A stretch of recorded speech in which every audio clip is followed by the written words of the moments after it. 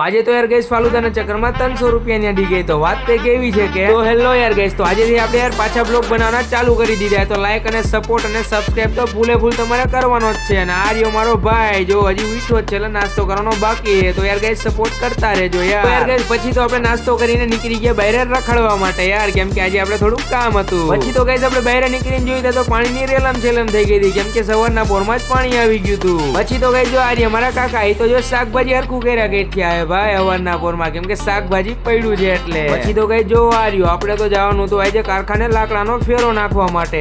પછી તો કઈ મારા દાદા અને મારા નાના ભાઈ તો આખી રિક્ષા ભરી દીધી લાકડાની. તો ચાલો હવે પછી તો કઈ તમે કારખાને પૂગી ગયા ને લાકડાનો કરવા માંડ્યા ઢગલો.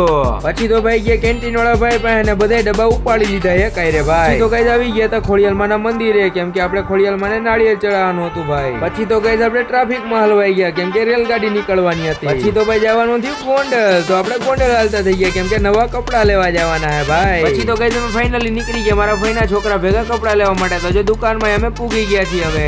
પછી તો ગઈ આપણે કપડા લઈને નીકળી ગયા બજારમાં રખડવા. પછી તો ગઈ બપોરના તડકામાં રખડીને મારા ધ્રુવભાઈ તો હાવ ડીમ થઈ ગયા યાર. પછી તો ભાઈ ફાલુદા પીવાઈ ગયા, તો ઠંડકના ચક્કરમાં તો 300 રૂપિયાની અડી ગઈ ભાઈ ડાયરેક્ટ. પછી તો ગઈ ફાઇનલી આપણે કપડા લઈને આવી ગયા ઘરે. તો ચાલો ગઈ જય માતાજી, હવે મળી આપણે નવા મિની બ્લોગમાં. લાઈક અને સબસ્ક્રાઇબ કરતા જઈજો ભાઈ. આ જો મારા પપ્પા આયલા હવે.